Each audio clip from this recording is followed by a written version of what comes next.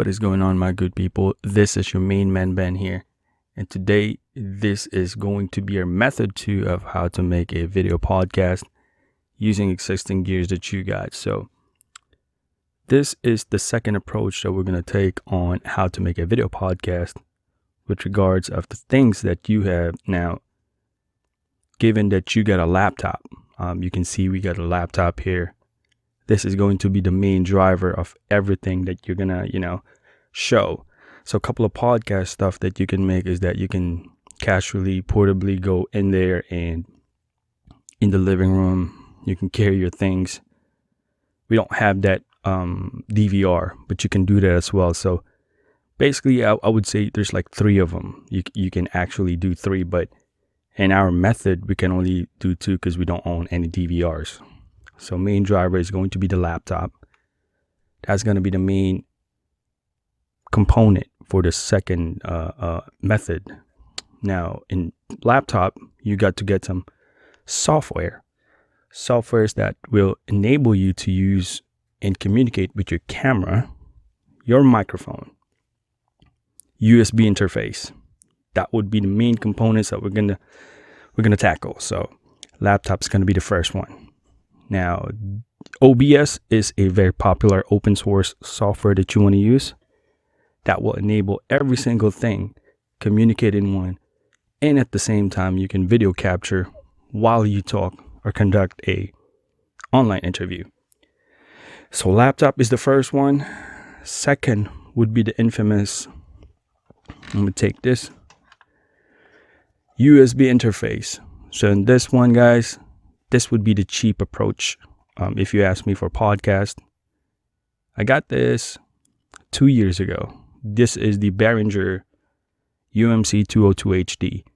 So what this does is that this device is going to communicate with your local microphone, which is an XLR connection, in church and all that stuff, the big microphone.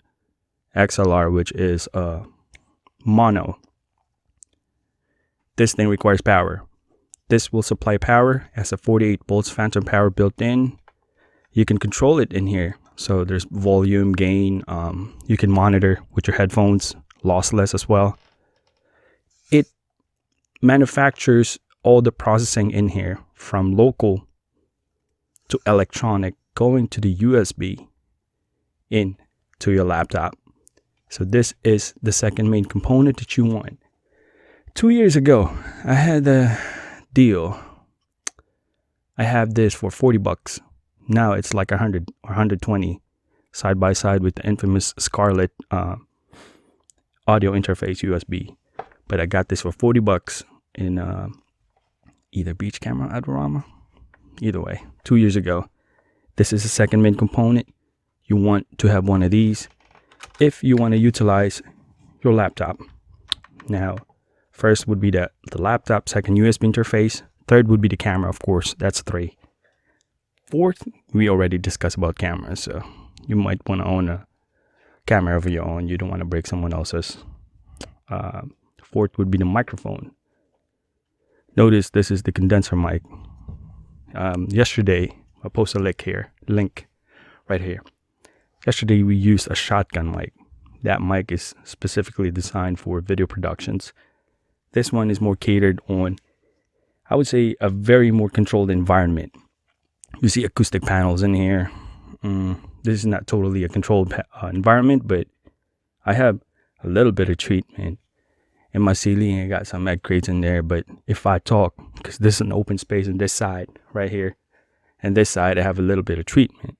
So when I talk, I make sure that the frequency and distance is that there is some kind of element that will help amplify the sound, not bounce directly to me, so it'll break it. But that's an entire another scenario. I was just throwing that out there because we're using a condenser mic. This microphone, like what I said yesterday, is a little bit more sensitive. You can actually hear me breathing. Why am I catching breath? Yeah, because it's 6:43 a.m. here in Baltimore. By the way, yeah, that's why it's a little bit more sensitive.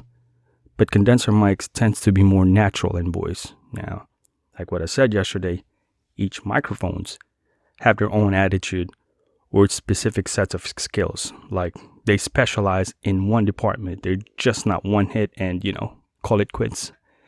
This one gives you a very more natural tone, in my opinion, but it does requires a little bit juice, electric, to power it up. So it's phantom powered. That would be the Behringer's job. So laptop, Behringer, camera, microphone. Fifth is the headphone. Now, it sounds like we had a lot more required components to run the second method.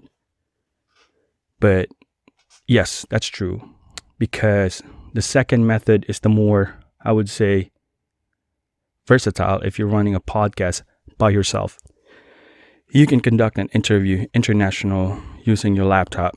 You can talk, you can get more topics, you can get subtitles, you can get cheats, you can get some bullet points in your laptop. You can see people in here, and at the same time, it's everything in the laptop can do, you can actually show. I'll exactly show you how versatile it is. Hang on. So when I talk about versatility of laptop, this is what a laptop can do if you conduct a podcast, especially on a one host setup. You can actually show the screen that you're doing. You can definitely switch from the bigger ones, or you can switch yourself in the small one and you can show everything. So this is our page in YouTube. This is what we have. So the versatility, once again, is there. If you're going to talk about people, interview, you're going to want to show things, resources such as, how to do it or how to buy it or how to set up. It's there. This is the more versatile approach if you conduct a personal or one setup podcast thing. I mean, if you ask me, there's a little bit more setup that you need to do, tinkering of how to communicate the software with the laptop. But once again, if you're done with it, you're set. You're good to go. But it does require a little bit more technical skills to make everything worked out, because we're talking about camera, microphone, headphones. But that's all been eliminated because we have the Behringer. So that the Behringer took all of the job, absorb it at once. By the way, once again, I forgot. On the camera, I have a device that's called Elgato Camlink. So I don't know if you can see that right here. So this right here, guys, is the Elgato Camlink. I probably would just show you, it's much more easier if I show you here. So Camlink is the thing that helps you communicate. This guy right here, right here. This is the guy that makes your camera communicate with your PC. So basically, I get the crappy laptop webcam. I took that apart. No, I didn't took that apart literally, but I don't want to use that. Instead of using that, I use my main mirrorless camera. Whatever lens you got, quality will be there because we got bigger sensor and better lens. To be able to have that communicate with your laptop, you got to have one of these. So Camlink is nice.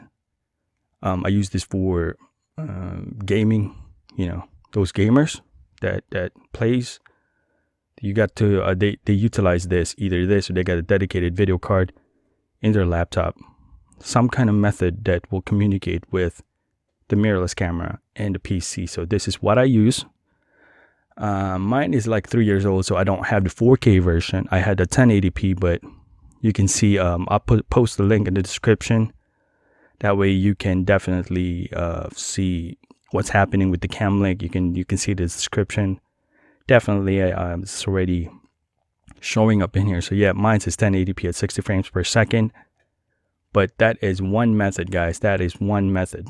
So these are the methods that you want to utilize, at least for my specifications and my needs, because I already own these things. And I mainly have this set up, to be honest with you, for my gaming.